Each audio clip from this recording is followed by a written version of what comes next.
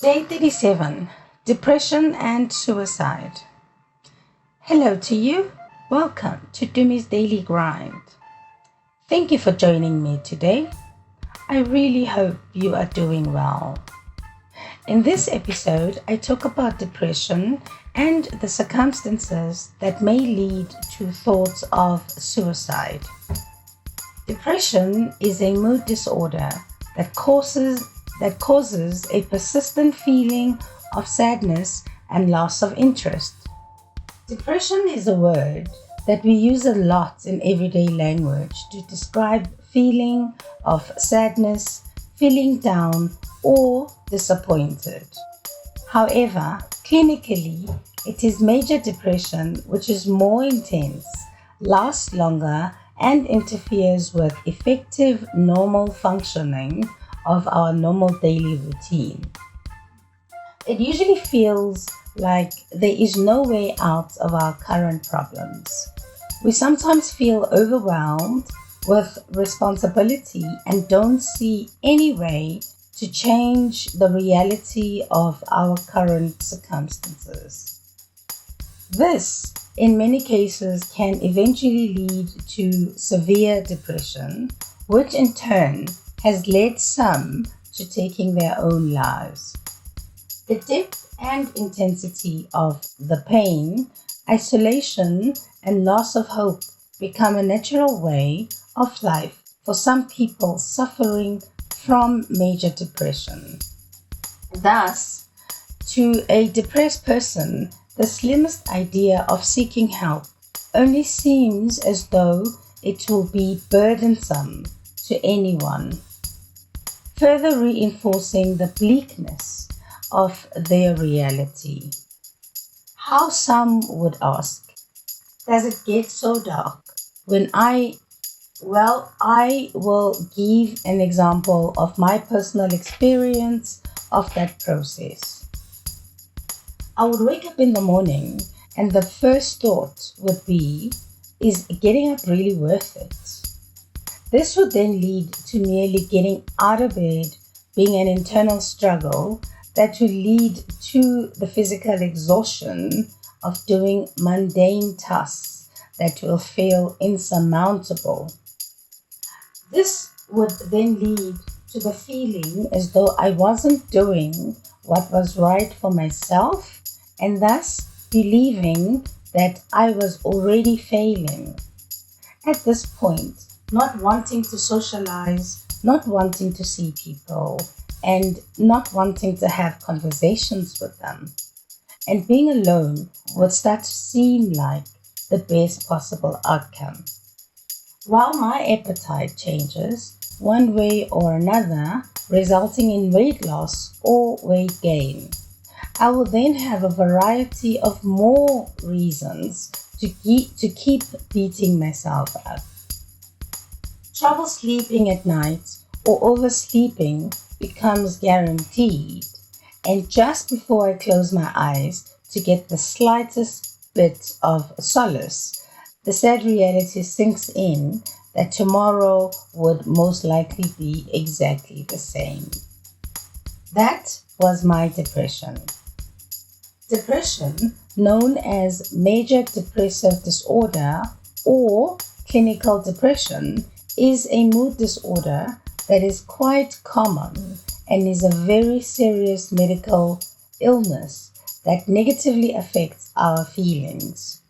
It affects the way we think and how we act. It causes us feelings of sadness, hopelessness, and a general sense of gloom. We lose interest in what we used to enjoy in life and lose interest in activities that we once loved participating in. Depression can lead us to a variety of emotional and physical problems and can decrease functionality in our general performance in life.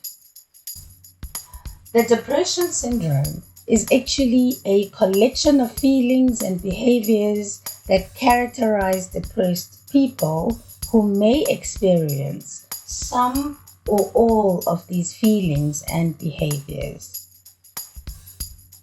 Depression can affect anyone, and these general factors can contribute towards depression.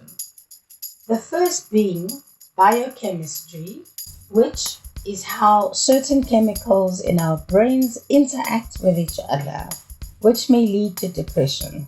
We can inherit depression through our genes, as it is found that depression can run in families, especially first-line relatives such as mothers, fathers, siblings, etc.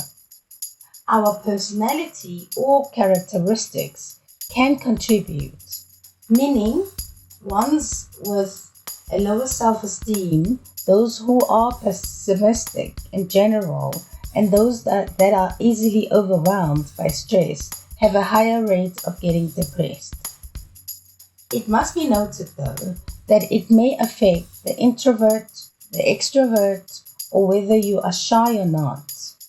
Environmental factors such as being constantly exposed to violence, neglect, poverty, and abuse may make us more prone to depression.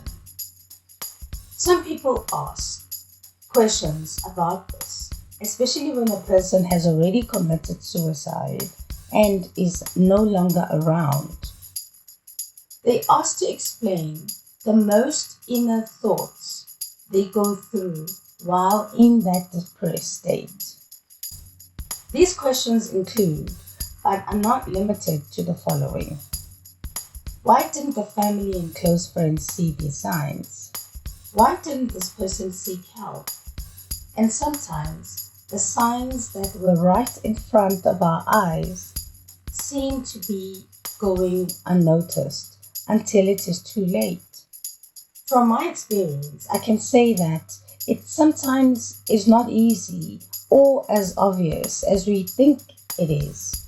A person who is experiencing depression usually does not want those close to them to know, because of various reasons such as stigma or purely not wanting to be burdensome to the ones that they love. It sometimes is very difficult to talk about it because we fear being judged. Many depressed people are concerned about their personal relationships and may become unhappy with their families and ones close to them. They may feel shy or anxious about expressing themselves and often feel lonely and isolated. Especially in a group settings, they become unwilling or not able to reach out to others even when a helping hand is provided. Now, let's take a look at whether depression increases the chances of suicide. According to the U.S. Department of Health and Human Services, on their website, hhs.gov, the majority of people who have depression do not die from suicide. However, having major depression increases the risk of suicide. The risk of death by suicide may, in part, be related to the severity of the depression. The relationship between suicide and depression has baffled doctors for a while now. However, there is a study done to ascertain whether this relationship exists. It was found that the relationship is extended and the likelihood of a depressed person committing suicide is more linked to hopelessness rather than depression only. Although depression as well as other mental illnesses are a strong risk or factors for suicide, depression and suicide are both likely to be related to hopelessness, which in turn could be a consequence of psychological strains resulted from social structure and specific life events. Other studies suggest that there are dramatic gender differences in risk of suicide in depression, where approximately 7% of men with a lifetime history of depression will die by suicide, and only 1% of women with a lifetime history of depression will die by suicide.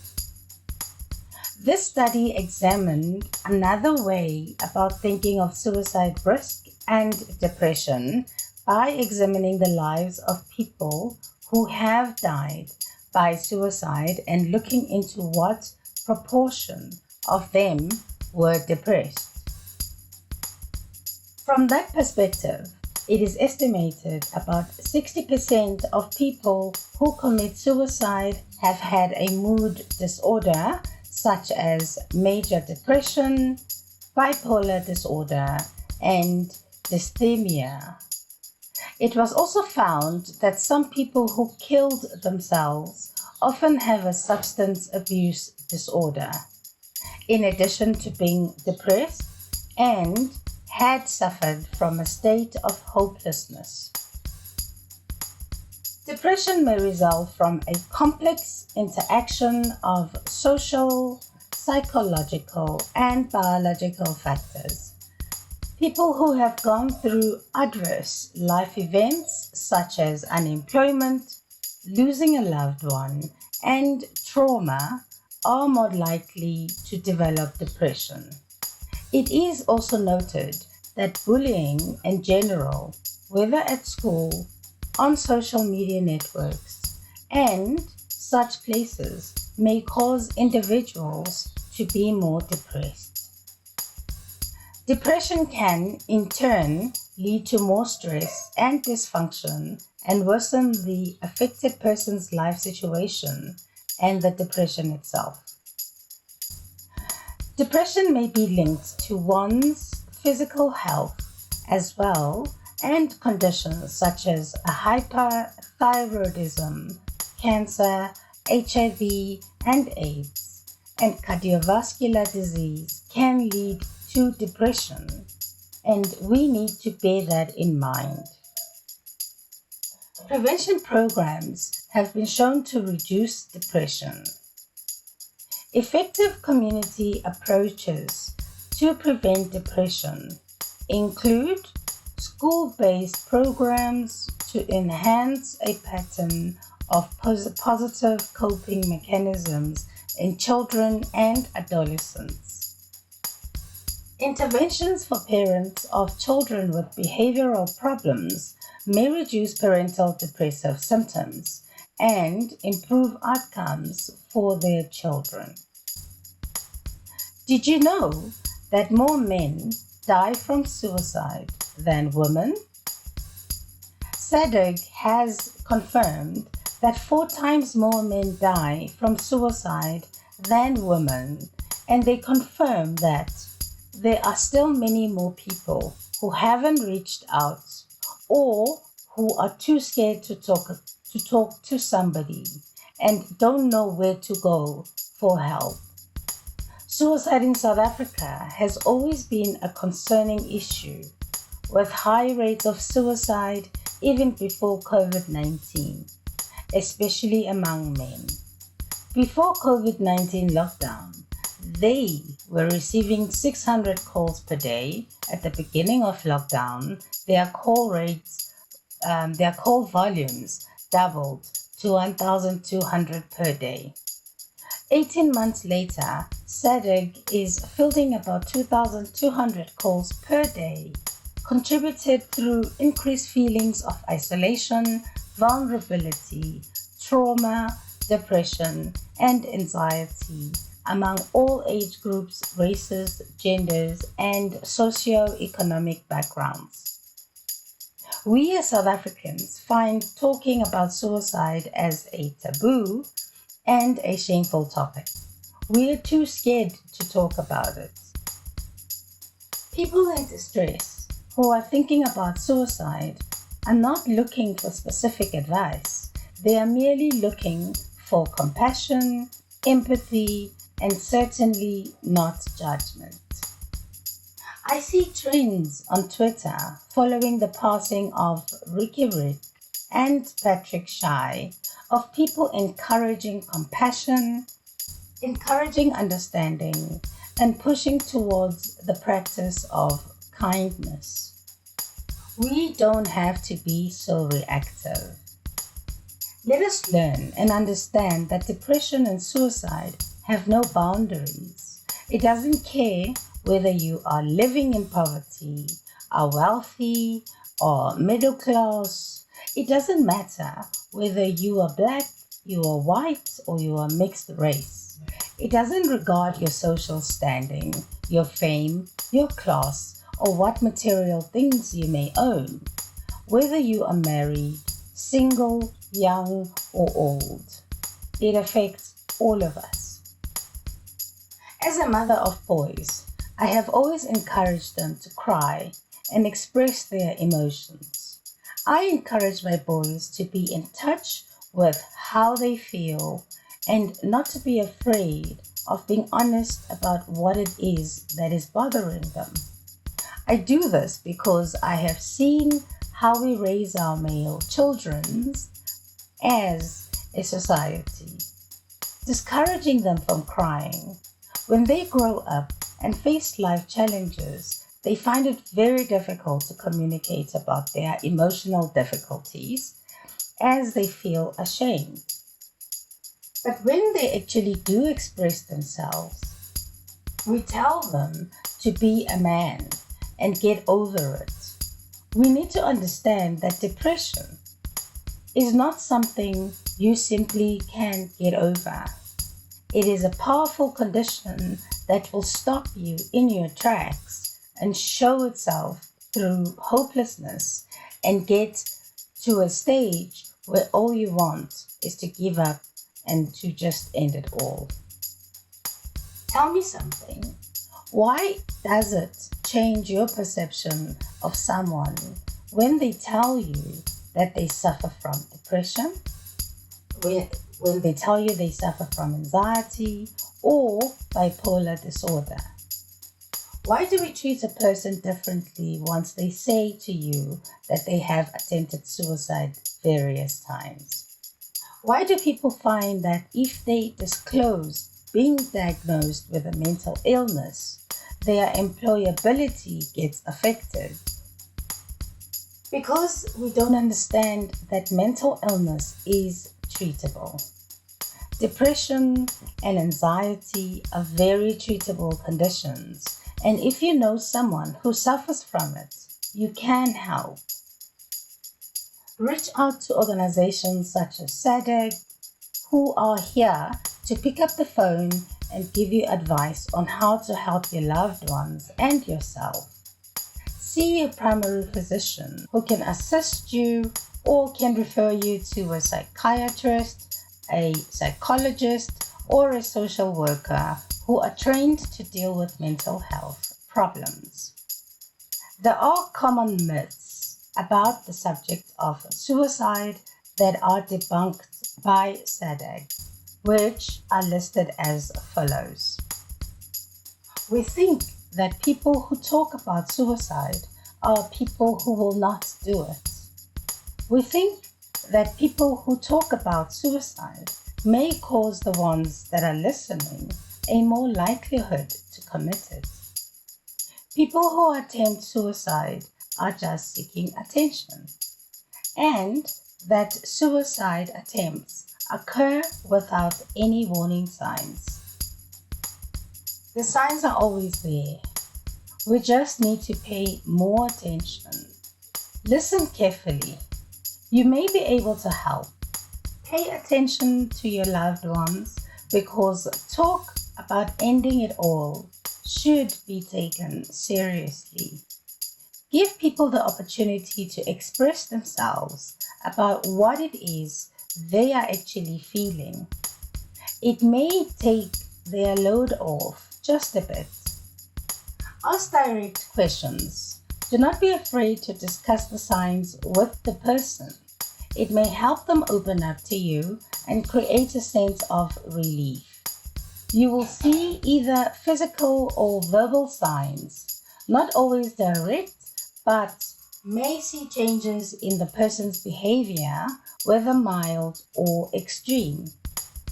Some people will turn to substances such as alcohol or drugs to escape their dark thoughts. It is said that over 75% of people who die by suicide have told someone before and unfortunately are not taken seriously. In many instances, suicide can be prevented. There are some common characteristics or factors that may lead an individual to suicide risk that is higher than normal, such as people who have attempted suicide before being top of that list. People who have mental conditions such as mood disorders, people who have disabling or terminal illnesses, ones who are expressing feelings of hopelessness, people who are experiencing financial problems, and ones who are expressing impulsive behaviors, and people who have alcohol or other substance abuse problems. Please understand that not all people who have experienced the following social factors are prone to suicide. However, these may contribute towards the risk of suicide. A history of abuse, whether physical, emotional, or sexual, including being neglected or bullied. Some who have had a recent relationship breakup, divorce, or lose a life partner, and those who are socially isolated without access to social support. Our culture makes it so difficult for us to talk about depression and thoughts of suicide and make us feel ashamed to ask for help for mental health conditions, and this needs to change. There is help available through our clinics, although not enough, it is there. We do suffer and we shouldn't keep it bottled up inside and should encourage each other to discuss our feelings openly without judgment. If you know someone who may be suffering, let them know that you care. Let them know that they do matter. Let them know that things will be better. Encourage them to seek help. Be there for your friends and family members. Listen without judgment and show them that you care. There is hope for the hopeless. There is love for the ones who feel unloved. There is a light at the end of the dark tunnel. And it is okay to fail every once in a while. It is part of the journey to success. That feeling of being overwhelmed can subside. Just reach out to someone. There might just be what you need to lift your spirits a bit and live another day. It's okay to not be okay. Men do cry. Men do not have to carry it all by themselves. It's a sign of strength to seek help, not a sign of weakness. Let us end judgment and scrutiny. Let's start to engage with boys and men. Let's all understand that men also suffer. Acknowledge matters affecting our mental health. There is no shame. We've got your back. Save.org has a questionnaire for those who think that they may be suffering from depression. You can use this screening tool, which the link I have provided below, and reach out for help if needed. You can also learn more about depression in children, adolescents, adults, and seniors on the same website. I have also included contact details and helplines in the description. You can also take a listen to some of my episodes that touch on the subjects such as day 34, are you trying to find hope in hopelessness? Day 32, feelings versus thoughts, how to negate the negative automatic thoughts. Day 30, being of service while suffering. Day 23, despair, South Africa's mental health epidemic. And day 22, mental health, finding healing. The Center for Clinical Intervention has resources of looking after yourself. You can also get a whole lot of information from SADAG, the South African Depression and Anxiety Group, who are at the forefront of patient advocacy, education, and destigmatization of mental health in South Africa. They are experts in assisting patients and callers throughout South Africa with mental health queries. Tumi's Daily Grind is a presentation purely based on my experiences, inspiration I have found from others, learnings I have earned, and things I have been taught throughout various periods of my life. This show is not representative of any group, organization, religious or spiritual beliefs, or any sobriety program. My goal is to open up a conversation about things that may be difficult for us to talk about and to purely encourage us to be more open-minded to the tools that may be or are freely available. Here, I talk about recovery, spiritual growth, mental health issues, sobriety, relapses, and spiritual well-being, focusing mainly on the daily work, the grind that goes into finding peace of mind, contentment, freedom from addiction, life's hardships, daily spiritual and mental struggles. I hope that together we can find solutions, inspiration, and motivation on living healthy, present, sober, and clean while we travel together on this journey toward finding enlightenment or at least some peace of mind. Thank you for your time, your support, and being with me on this journey to finding serenity. If you enjoy listening to me, or if you enjoy watching me, please subscribe and let your friends, your family, and your tribe know that they can also join me on this journey. If you would like to get in touch, you can send an email to dumisdailygrind@gmail.com. Until I see you next time, stay well and may your higher power shower you with blessings and keep you safe today. Let us be diligent with the work required to achieve our goals and hopefully experience serenity and peace of mind.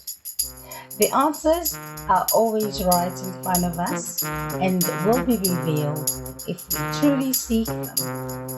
Let us be present, conscious, and intentional in our lives and grow positively to achieve the happiness we truly seek. Goodbye for now. I will see you next time. Lots of love.